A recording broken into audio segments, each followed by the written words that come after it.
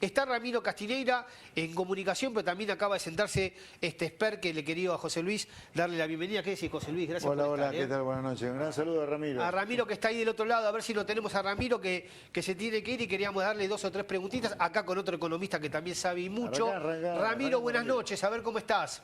¿Qué tal? ¿Cómo están? Buenas noches. Ahí está, ¿cómo estás, Ramiro? A ver, puntualmente, vamos a tratar de ver las cosas que pasan en Argentina. Es muy difícil, no sé por dónde entrar. Mira, hay tanta información para preguntar a los economistas. Primero, el presidente acaba de hablar del mundo. Escuchemos lo que dice Europa, escuchemos lo que dice Estados Unidos. Habló del 800% de inflación de Estados Unidos, que uno tiende a creer que se refería al presidente de saltar del 1 al 9, ¿no? Nosotros estamos mucho peores. La pregunta es, el presidente, vos cuando habla de esto, inclusive también haciendo chistes de Argentino Junior, en el medio de lo que es el caos que está en la Argentina, ¿cómo ves al presidente de la Nación hoy, teniendo en cuenta los problemas domésticos que tenemos en el país? Los comentarios suenan ridículos, ¿no? Sí. Intenta forzar números de los países desarrollados diciendo 800%, tirando dígitos, como Argentina ya está pasando los 3 dígitos de inflación, intenta como que todo es lo mismo, ¿no? Entonces empieza a sumarle dígitos al discurso y al relato. La realidad es que Estados Unidos o los países desarrollados están pasando una inflación antes de la pandemia del 2-3% y después de la pandemia están llegando ya a 8-9%, y los cuales están todos muy preocupados, y los cuales ya están reaccionando, los cuales ya están subiendo la tasa de interés, están restringiendo la oferta monetaria. Ahí estamos con la gente de producción, mientras vos estás hablando, estamos viendo la inflación en el mundo, ¿no? Yo acá no veo nada, chicos, ayúdenme, pero básicamente estamos viendo en Estados Unidos, como decías, un poco menos de 9%, Australia 8,7%, Francia 5,8%, Estados Unidos, perdón, 9,1% me están diciendo de acá, Alemania 7, un poco más de 7%, Italia un poco más de 8%, creo, y que me está diciendo Ramiro, que acá José Luis, obviamente que te puedes meter cuando quieras, el mundo está tan preocupado que aumenta la tasa de interés, tratando de provocar muchas veces una recesión, porque le tiene miedo a estos números. Imaginémonos Argentina, que ahí dice 60 y pico %, pero ya muchos dicen que vamos a llegar el año arriba del 80%. Ojalá que no, pero si seguimos aumentando, obviamente, en estos porcentajes. Es más, me parece que ya vamos, este mismo año ya llegamos a los 3 dígitos. Vos decís que vamos a cerrar el 2022 al 100%. Sí, es muy probable. José Luis, ¿vos qué opinás? Es muy probable. Sí, a ver, primero sobre Alberto Fernández, la verdad. Pensemos que el presidente es la imagen del país, ¿no? O sea, y esa imagen es la de un mamarracho directamente. Lo que ha hecho el presidente hoy, obviamente que algo que se multiplica por 6 subió 500%, algo que se multiplicó por 9 subió 800%. En ese sentido nosotros estamos bárbaros, porque a nosotros la inflación se va a duplicar como mucho, por lo tanto va a crecer 100%. Entonces, nuestra suba de la inflación del 100% comparado con el 500% de Europa o el 800% de Estados Unidos, no sé cuál dijo. Sí. Bueno, estamos bárbaros, digamos, ¿sí? Pero bueno, es poco serio esto, poco serio, porque también se podría decir que la inflación nuestra de este año va a ser, no sé, 12 veces la que va a ser la inflación de Europa y Estados Unidos. Poco serio, la verdad. Me dio vergüenza ajena escuchar al presidente diciendo... ¿Y en tus datos este año podría ser 3 dígitos? Sí, coincido con Ramiro, que puede ser de 3 dígitos de inflación. De hecho, con Ramiro trabajamos mucho juntos, así que estamos en coincidencia total. Con ¿Qué significa, José Luis o Ramiro, qué significa que haya 100% de inflación en un año en la Argentina? ¿Qué es lo que significa? Digo, para la gente de a pie, para nosotros, ¿no? Es tan simple como el abuso del exceso de creación de dinero, el financiamiento monetario del Estado. Lo único que causa inflación es el exceso de creación de dinero, nada más. Es lo único que causa inflación. Y ahora en Argentina el exceso de creación de dinero viene como consecuencia del famoso Estado presente, que se duplicó el tamaño del Estado, que llegó a números que son infinanciables, y para cubrir ese hueco se le da la maquinita a velocidades industriales, y en consecuencia Argentina tiene números de inflación que no se veían desde los 70 casi, porque volver a los 3 dígitos de inflación es volver a la misma dinámica macroeconómica que Argentina tenía en la previa al Rodrigazo, o si querés, después del Rodrigazo, hasta el preludio de la hiper, que fueron ya 4 dígitos de inflación. Bueno, esto que está diciendo el exceso del dinero, José Luis o Ramiro, hubo una reunión de gabinete ayer de Batakis que se mostró como un ataque de pánico. Me contaba hoy que estuvo un intendente que está en licencia, que es ministro del Gobierno Nacional, me comentaba que decía de la situación desesperante, estamos viendo el graph. La propia ministra que inclusive sorprendió porque presentó... ¿Quién tiene el ataque de pánico? ¿Batakis? Como que está en un ataque de pánico, que no puede hablar de la desesperación de los números que vio que le dejó el ex ministro saliente Guzmán. Números de déficit fiscal que no lo esperaban. ¿En qué país vivía Batakis antes? En un termo. Porque los números fiscales de Guzmán los conocía todo el mundo. ¿Cómo? Nada.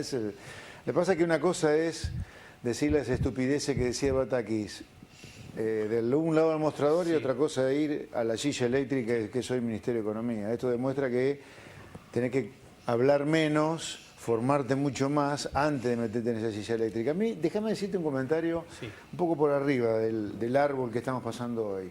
Lo que está pasando por Argentina hoy no es muy diferente de lo que ha pasado en los últimos 60 años 7 veces antes. Argentina en los últimos 60 años tuvo 7 planes económicos, y este es el 8º, y todos han terminado igual en crisis.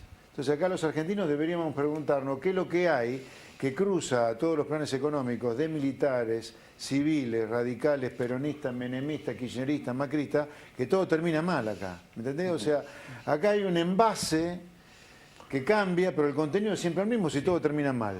¿Cuántas veces hemos escuchado de devaluación, hiperinflación, salto del tipo de cambio, inflación galopante, ajuste?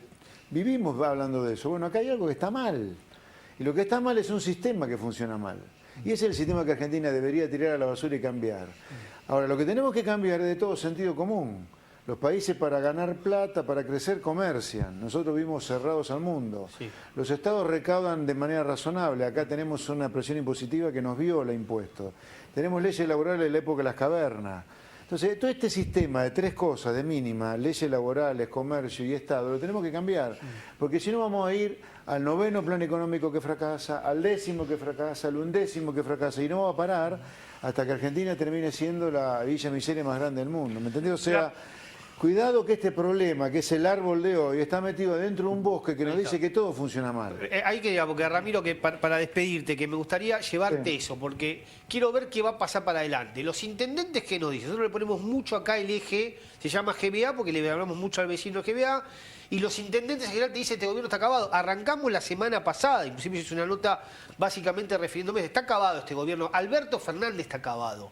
Como está la estructura obviamente económica que no le encuentran obviamente salida. Ahora, la realidad es que viene para adelante, sea quien fuere el que gane, va a tener una situación muy complicada que la sociedad debería acompañar para todo esto, lo que dice José Luis, es decir, acá hay un envase que hay que dejarlo, hay que tirarlo, hay que quemarlo y armar otro envase, porque si no, no se sale.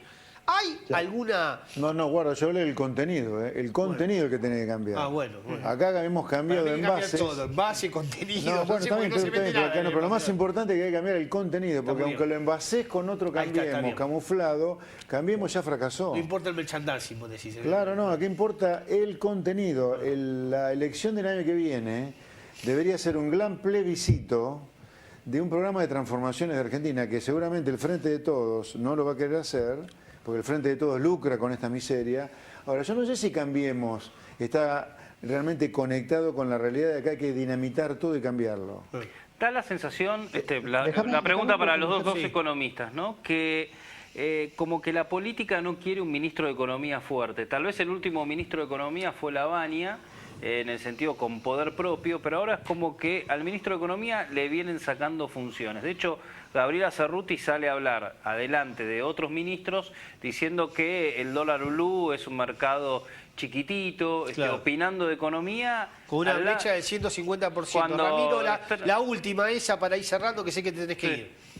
Sí, no, lo que quería marcar es que recordemos que en el 2015, en la elección presidencial del 2015, existió esa discusión de shock o gradualismo. Sí. Esa discusión de shock o gradualismo solo podía existir porque Argentina, o Cambiemos si querés, podía llegar a tener financiamiento externo y de hecho lo tuvo por un equivalente a 70.000 millones de dólares. El próximo gobierno no va a tener financiamiento externo porque Argentina ya agotó el cupo de la tarjeta de crédito. Y en consecuencia, la discusión de shock o gradualismo ya no tiene sentido. Ahora es shock o hiper. Es directamente esa la discusión que va a venir para el próximo gobierno. O sea, no hay margen, no hay margen. Ya no hay margen. Y tampoco no se puede equivocar. Digamos, el propio presidente no se puede equivocar, sea quien fuere. Mira, vos... Bueno, acá en la Argentina igual siempre se equivocan y nunca termina de explotar todo, ¿no? También es cierto eso. Y ¿no? tiene que haber un ministro de Economía fuerte. Y yo no sé, de la política y la sociedad que acompañe, ¿no? Porque lo que se viene es realmente decir, bueno, estamos mal y vamos a estar quizá peor en los primeros 2 años si queremos obviamente causar las cosas, no sé. Y cierro con esto. Lo del ministro de Economía fuerte, lo que se necesitan son ideas concretas, no un ministro de Economía fuerte. Porque si es tener un ministro de Economía fuerte para sostener este modelo económico, no tiene sentido. Sí. De hecho, colapsa igual. Y esto parece como que esto de un ministro de Economía fuerte es que la lapicera tiene que ser más marcada. No va por ahí. Argentina se metió en este modelo económico que solo es garantía de fracaso. Con o sin lapicera, o con sin ministro de Economía fuerte. Estar dentro de este modelo económico es garantía de fracaso. Lo que hay que hacer es directamente darle el poder no a un ministro, sino darle el poder a la gente. Que la gente recupere la libertad para hacer de su vida, tanto individual como económica, lo que quiera. Sí. Y no estoy. Pero para darle ese poder, Ramiro, para darle poder tenés que tener las cuentas ordenadas, porque el poder de la gente que decir, bueno, el que quiera comprar dólares que vaya y lo compre, bueno, no los tenés. El que quiera comprar algún bien, vaya al supermercado y no los tenés, porque hay inclusive... Todas esas restricciones aparecen dentro del modelo. Claro. No es que son consecuencia natural del modelo. La falta de dólares es consecuencia del modelo. No se impone la regla de estas políticas económicas para intentar administrar la escasez, no. Es directamente estas reglas donde le sacan la libertad a la gente, directamente genera escasez. Porque nadie va a vender un dólar. Pues es una consecuencia, una cadena de consecuencias lo que estamos viendo. Por y eso supuesto. No hay duda. Ramiro, nadie va a vender. Sí. Dale. No, punto. Cierro con. Sí. Nadie va a vender dólares a 130 pesos, ni el Banco Central vende dólares a 130 pesos. No le pidan a un privado que venda a ese precio. Sí, claro. En consecuencia, cuando Argentina recupere la libertad y cada uno pueda hacer con sus horas de trabajo lo que quiera y ahorrar en la moneda que quiera, o sea que Argentina recupera mucho del crecimiento perdido. Pero es el modelo económico el que está ahogando a los argentinos. No es el modelo económico el que busca un rescate. Está clarísimo. Ramiro, te mando un abrazo grande, ¿eh?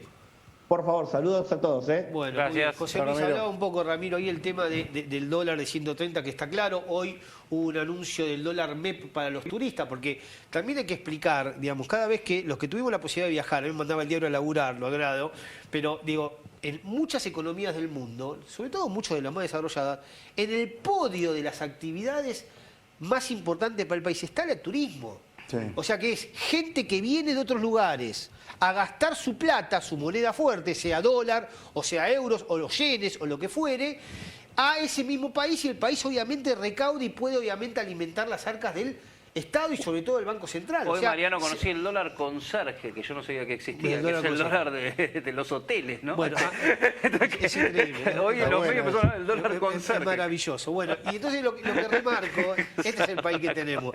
Lo que remarco, José Luis, es hoy se dio a conocer que los turistas van a poder la posibilidad, hasta $5.000, de cambiar al dólar MEP. Se habla inclusive ahora del dólar soja o del dólar agro, que nos desmintieron después en el gobierno, pero una idea para tratar de que liquiden, obviamente, los dólares que tiene el Ciro Bolsa. Son algo así de 14.000 millones de dólares que tienen los productores en Ciro Bolsas en la Argentina. Ahora, hay salida, hay salida. Claro. Sobre esta especie de denuncia, yo lo vi a Víctor Hugo Morales en C5N. Sí. Casi como que el productor agropecuario es un delincuente porque se queda con la soja, pero sí el producto del esfuerzo de él. O que Víctor Hugo Morales fue y se remangó y se puso bota de goma para andar entre la mierda de vaca, para ordeñar o para levantar el trigo. Es la mercadería del productor. El productor tiene derecho a hacer lo que quiere con su mercadería. Digo, ¿qué es este delirio de que el productor agropecuario, o el de petróleo, o el de minería, el que genera dólares, tener la obligación de venderse al Banco Central? Si es la mercadería de él. ¿O lo obligan acaso a los Karadojian de este mundo, los sustituidores de importaciones, a liquidar, a vender dólares que supuestamente se ahorraron por sustituir importaciones? ¿Me entendés? Estamos entrando en etapa de delirio directamente. Pero bueno, para conectarnos más con los problemas diarios de la gente, yo te diría... Lamentablemente la gente tiene que cuidarse mucho de mantener el trabajo. Hoy están en riesgo los puestos de trabajo. La gente no está llegando a fin de mes, tiene que cuidar el mango como oro. Comprar lo que pueda porque la inflación se va a acelerar lamentablemente. Cuando el 11 de agosto conozcamos la inflación de julio va a ser cercana al 10% la inflación julio contra junio. Así vamos a una situación realmente desesperante, lamentablemente. Yo esto se lo advertía al presidente actual, Alberto Fernández, en los debates presidenciales. Se lo dije en octubre de 2019, hace casi 3 años. Mire, Fernández, si usted hace lo que dice que va a hacer, nos va a llevar a una crisis peor que la de Macri. Bueno, acá estamos. Bueno, hay muchos que hablan, inclusive. No sé si lo escuchaste a Gerardo Romano. ¿Lo escuchaste a Gerardo Romano hoy? Gerardo Romano, que dijo que para crecer hay que tener inflación, ¿no? A ver, sí, escuchémoslo a Gerardo Romano, que me gustaría José Luis Pesper, para por lo menos que se caliente un poquitito, dale. Que me caliente más todavía. Claro, total, dale. En todos los países del mundo es el de Macri. Y la fuga y la evasión de la guita no se sabe dónde está. Porque los militares brasileños en el 60 hicieron el milagro económico industrial. Castelo Branco era. Sí. El milagro económico brasileño. Fue hecho en dictadura. Y fue hecho con el 150% anual de inflación. Porque sin inflación no hay crecimiento. Medida y controlada. No sé si es el 5, el 6, cuál será para el modelo económico argentino. Pero bueno.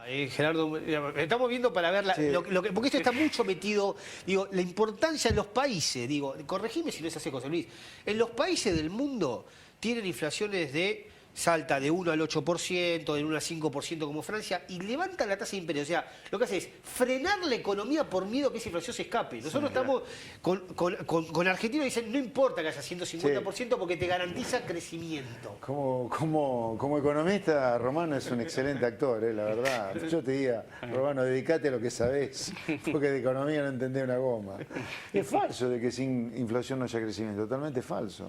Digamos, a mí lo que me impresiona es, en algún lugar, el autismo del argentino promedio, que niega las realidades que se palpan, no un imaginario, no relato. O sea, lo que tenemos que hacer en Argentina es de todo sentido común, no hay que teorizar nada. O sea, el mundo cómo crece, compitiendo, con un Estado que cobre impuestos razonables, que gaste de manera prudente, con leyes laborables amigables con el empleado y con el empleador. Ese es el trío maravilla. Comercio, Estado razonable, leyes laborales pro empleo. No hay que hacer nada más que imitar a los países donde la gente vive bien. No tenemos que inventar nada. Nosotros queremos inventar la teoría Romano, que sin inflación no hay crecimiento. O que para conseguirte un terreno y hacer tu casita tenés que intrusar. Igual lo dice Romano, pero también yo lo he escuchado de algún político también esto, ¿no? No le tienes miedo a la inflación, como el tema también del delirio, no existe en el mundo eso. No existe crecimiento con inflación, no hay manera. Pero aparte, vos lo acabás de decir, los países se cagan en las patas cuando la inflación pasa de 2 a 9 y empiezan a subir la tasa de interés. Nosotros tenemos 100% de inflación, 12 veces más que la inflación del mundo. No resistimos la más mínima comparación. Bueno, y explicanos, en medio de esto, explicanos por qué la emisión, porque es el otro gran tema, ¿no? Porque hoy también acá, inclusive con gente que invitamos, obviamente escuchamos a todas las voces, algunos intendentes dicen, está bien, pero no es tan malo, todos los países tienen emisión monetaria, tienen déficit, y eso también se puede convivir con crecimiento y producción. Mira, me gustaría tener alguno de esos acá para debatir ese tema. Vamos a evitarlo. Muchachos, la emisión. ¿Por qué la inflación es un fenómeno monetario? ¿Por qué es liberal la inflación? No, porque es de sentido común. Razonemos la emisión y la inflación como si fuera el mercado de las papas. ¿Qué pasa si hay mucha más oferta de papa que demanda de papa? Pregunto. ¿Qué va a pasar con la papa? No, si hay más oferta que demanda. Al revés. Si hay más oferta que demanda de papa, el precio de la papa va a caer. Va a caer, claro. Si cae el precio de la papa, el poder de compra de la papa cae, porque cayó el precio. Por lo tanto, la papa va a comprar menos fideo, menos manteca, menos carne. Con la emisión pasa lo mismo. Si hay más oferta de dinero que demanda de dinero, cae el poder de compra del dinero y esa es la inflación. Tan difícil de entender, la puta madre. Y pasa eso en todo el lugar del mundo. En todo el mundo pasa así. Entonces, acá lo que le revienta mucho a estos ignorantes que vos decís que dicen, bueno, en todo el mundo se emite y no hay inflación como acá, es porque hay demanda por euro, hay demanda por dólares, por eso pueden emitir mucho más de lo que emitimos nosotros. Nosotros no podemos emitir una mierda porque la gente no quiere los pesos. Entonces vos emitís así, ¡pum!, tenés inflación. Bueno, flaco, es la realidad, no podés emitir. Punto. José Luis, nosotros estamos peleados con la realidad. La realidad que no podés emitir. Te saco un poco de economía, pero te la dejo... No, bueno, dale, sigamos un poco más, porque íbamos a ir a un corte, porque está Negri también un ratito ya conectándose con nosotros.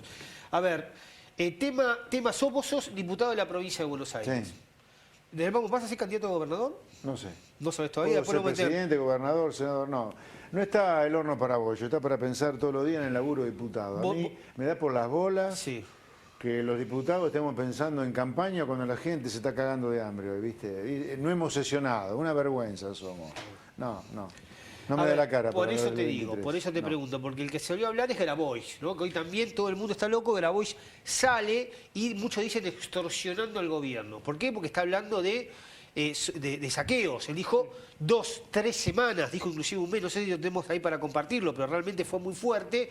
Y muchos remarcan en la pelea que tiene Grabois con el propio Juanchi Zabaleta por el tema de recortar, fue muy obviamente, fuerte el tema de lo que dijo y cómo lo dijo, ¿no? En el tono en que lo dijo. Y ese 5N. La pregunta es... Las dos cosas. Porque también eso es simbólico fuerte. ¿Te da miedo, José Luis, los saqueos y volver a verlo en el 2001? Porque Pose Potolo dice, no va a haber saqueos, porque los que producen los saqueos son los mismos que están ahora en el gobierno, que fue lo que sucedió en el 2001. No va a haber saqueos. Sí, no sé, hay facciones que están en contra del gobierno. No sé si es que todo el oficialismo está dentro del gobierno como para decir no va a haber saqueo. Ahí yo veo una pelea fuerte. Bueno, Grabois está dentro del gobierno, ¿no? Por eso. No hay saqueo, claro. Sí, no sabemos pero bien. también está peleado con Alberto Fernández. Tal cual. ¿No? Entonces yo no sé si no va a haber saqueo. No lo descartás vos. No. Ojalá que no, estamos acá obviamente llegando. Los intendentes dicen que no, también es cierto, los intendentes dicen no vemos que haya saqueo, aunque uno que vivió el 2001, que es descalzo, que hablábamos, que está desde que se inició Ituzaingó, desde que se creó ese municipio, está el mismo intendente y dice, bueno, en el 2001 pensábamos lo mismo, pero el saqueo tampoco lo puedes prever. Bueno, un día para el otro ya tenés obviamente gente en la calle haciendo disturbios, mucha gente seguramente movilizada y muchas otras que se suman porque hay mucho malestar. Según vi hoy un video en la inauguración de la Sociedad Rural de Palermo, se metieron también. Hubo gente que no sabemos qué va a pasar acá, la verdad, en materia de saqueo, no saqueo, violencia social. Lo que yo tengo claro es que Batakis piensa que está en Mar del Plata, viene una olita de medio metro y se puso el flota-flota. Cuando en realidad lo que tenés es un tsunami que se te viene de frente. O sea, yo veo una gran desconexión entre lo que realmente pasa y lo que el gobierno está pensando que puede hacer con lo que pasa. Acá estamos en el medio de la 8ª crisis de 8 planes económicos consecutivos en los últimos 60 años. Y las crisis de los anteriores 7 planes no fueron joda. Rodrigazo, hiperinflación, 2001-2002, Macri. Por nombrarte 4 de los 7, o sea, esas 4 crisis no fueron joda. Nosotros estamos a punto de sufrir alguna de esas 4 si el gobierno no enfoca bien el problema. Acá el gobierno tiene que dejarse de joder, dejarse de pelear entre ellos, lograr un fuerte apoyo internacional y anunciar por lo menos 2 cosas por cadena nacional con el presidente realmente dejando de decir las pavadas que dice. El cepo no funciona más, eliminar el cepo, flotar, liberar el tipo de cambio o hacer un crawling peg, una devaluaciones periódicas que se llama. Si mirás el un día para el otro tenemos bueno, todos nosotros, si lo que podamos tengamos un mango ahorrado. Y la segunda cosa que tienen que denunciar para que el dólar no vaya para cualquier lado es un ancla que sea el gasto público, es decir, acá se congela el gasto público, señores. Pero los primeros que nos vamos a congelar el gasto público vamos a ser los funcionarios, los diputados, los senadores. En nuestro caso, los diputados somos una vergüenza. No estamos laburando un carajo. Por tanto, no tenemos ningún derecho a tener ningún aumento de sueldo. No se los aumentaron, ¿no? Se los aumentaron a los empleados. A los empleados del Poder Legislativo se fue una decisión de Massa para diputados y Cristina para senadores. Bueno, también tuvo ahí una cuestión pero también bastante creativa. Hay una ley de enganche que lleva... Pero vos podés decir que no querés que te aumente. Con la decisión que han tomado, por supuesto. Vos vas a decir que no. Sí, es un enganche que tuvieron. Fue bastante creativo. Los demás y Cristina dicen, bueno, está bien, los opositores, si quieren, me vienen a criticar, que pueden desistir de este aumento. Pero vamos a un corte que está Negri también para hablar un poquitito, para hablar obviamente las caras y además también tienen buena relación y poder desandar un poco esta Argentina que cada vez más difícil. ¿Te quedas un ratito, José Luis? ¿Cómo no? Dale.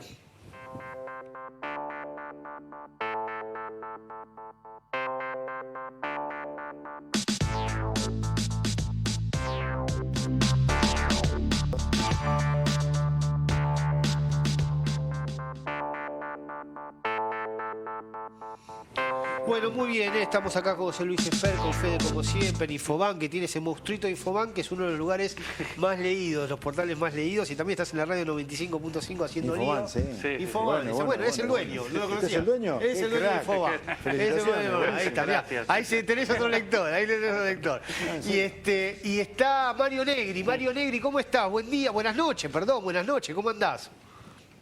Bien, acá en Córdoba, de regreso. Bueno, bien.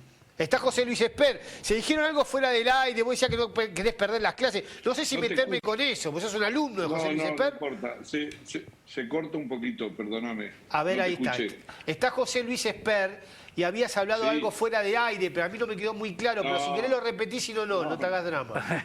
No, lo dijo bien. Dije que tengo, y lo digo con toda franqueza, más allá de alguna visión. No, yo tengo un enorme respeto por él, intelectual, y además él ha logrado una cosa difícil, no se le he dicho personalmente, no hemos tomado un café, que es desafiar la incorporación de la política, entender la complejidad de la política, que está haciendo un curso acelerado, lo que es, y conciliarla con la defensa de sus convicciones. Y una cosa muy importante que yo he notado en José Luis y de la gente que ha venido de afuera y de la economía, y es la necesidad de, sin perder las convicciones, ampliar la base de coincidencia, los trazos gruesos de un país que se desmorona.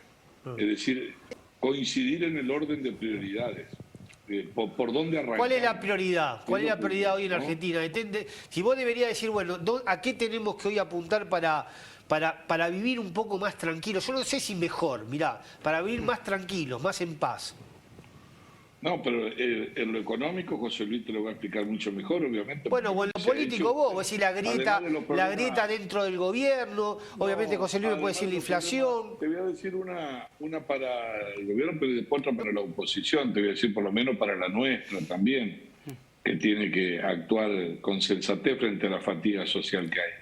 Pero está claro que nosotros primero estamos frente a un fenómeno inusual, porque las crisis las estructurales han durado mucho tiempo, algunas son recurrentes, desde la inflación, convivir con el déficit fiscal, gastar más de lo que producía, hacerte cachito campeón de corriente, darle vuelta a la maquinita, es decir, un montón de cosas. Pero además de eso, nunca se había dado un combo conjunto de debilidad política de un gobierno que está en default político y que ha perforado el piso mínimo de credibilidad y de confianza. Entonces, ¿hay más presión Negri, hay más presión para ustedes como oposición ante esta crisis política? No, presión no, lo que hay que tener es más cuidado. No hay que correr el riesgo de hacer el ridículo. Es decir, yo desde enero vengo diciendo, obviamente que va a haber candidatos. Si hay democracia y hay elecciones, va a haber candidatos. Y hay que prepararse. El tema es cómo ordenar las prioridades, dónde poner la energía. Entonces, si tu energía está un año y pico antes con 70% de inflación, o no sé, tasa anual, ya José Luis nos dirá, llegar a 80, 85, ¿cómo vamos? Nadie sabe, es como jugar al 15 y 6. Si siguen así, incumpliendo lo que prometen, bueno, la oposición no puede estar anunciando un año y medio antes 1000 medidas para el primer día. Entonces, ¿sabes por qué? Porque eso es como entrar de rojo en un velorio. Si vos estás arriba del Titanic, la gente no se queda con el pianista, lo que busque lo vote. Entonces vos como oposición tenés que tener un grado de madurez, un hilo muy fino, Está racional, bien, Mario, también es cierto. comprender y no proponer locura. También es cierto. Si nosotros le reclamamos al gobierno, que también es si cierto. nosotros le reclamamos al gobierno que no aumente el gasto, nosotros no podemos proponer proyectos para que aumenten el gasto, digamos, es decir, por decirte algo muy grosero, ¿no? Es decir, estamos atravesando una situación, yo creo, muy grave. Después te puedo decir por qué. Creo que nadie entiende de dónde viene políticamente. Pero creo que es muy delicada. Estamos en un tobogán. Mario, tiene velocidad. Lo que te preguntaba es que también es cierto, como vos decís, tratar de ser una posición responsable, ¿no? Inclusive vamos después a estar hablando de Macri, que el propio Mauricio Macri estuvo recorriendo algunos GBA, no la pasó también Ituzaingó, que después dicen que fue un acto aislado que después lo vamos a estar recordando. Pero la Mesa Nacional de Juntos por el Cambio se juntó y difundió un comunicado y habló de cosas muy duras dentro del comunicado, que uno dice si eso se lleva para muchos de ustedes que son legisladores. Estoy hablando de una posición, una conducta, una posición delictiva de la propia vicepresidenta. Eso es lo que dice el comunicado. ¿Cómo posición?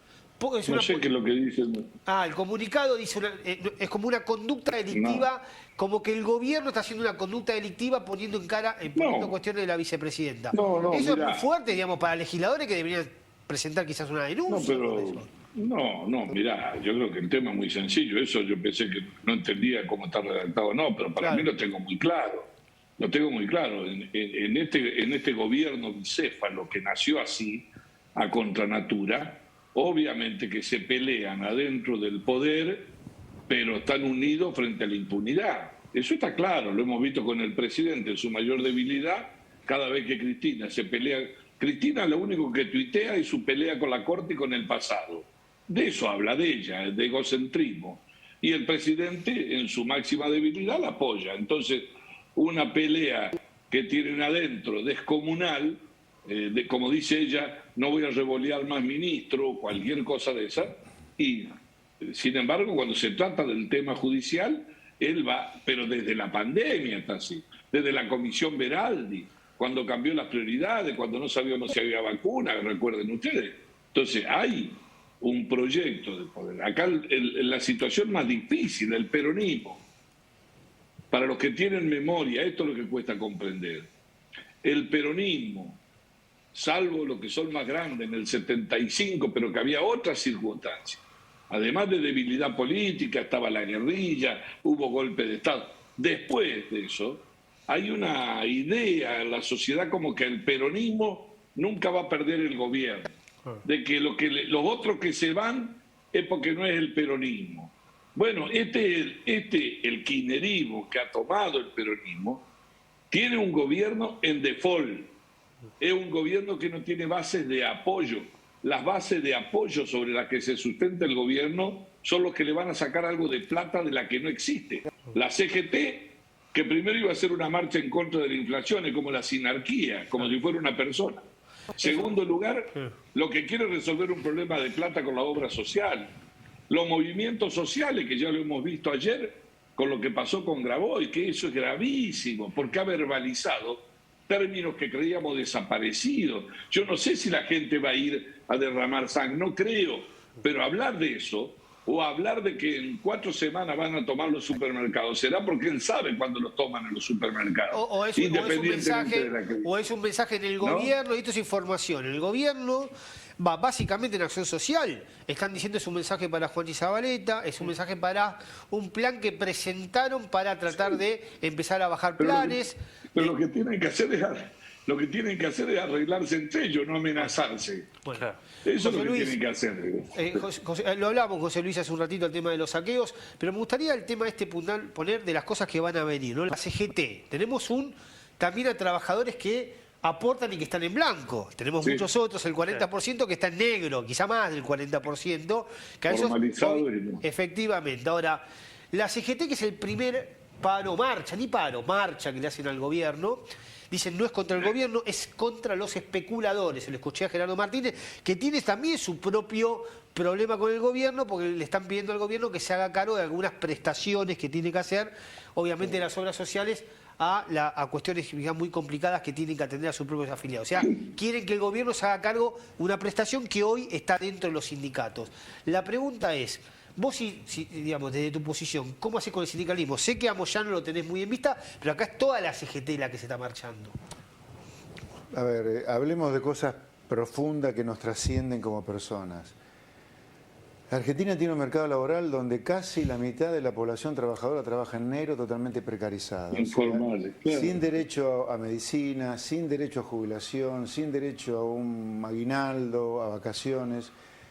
8 millones de trabajadores estamos hablando. O sea, yo no sé cómo un sindicalista argentino no le da vergüenza decir que no quiere cambiar las leyes laborales cuando vos tenés a la mitad de tu clientela, la que aporta un 1,5, 2,5 para el sindicato, en negro, totalmente precarizada. Entonces, es un deber moral, siendo sindicalista, plantear la necesidad de reformar las leyes laborales porque vos tenés a la mitad de tu gente trabajando en negro totalmente Bueno, y además los que están en blanco, muchos de ellos no llegan a fin de mes. Están debajo de la línea de la pobreza, es la primera vez que esto La verdad, pasa. no querer reformar las leyes laborales cuando tenés la mitad de la población trabajando en negro es casi inhumano, te diría.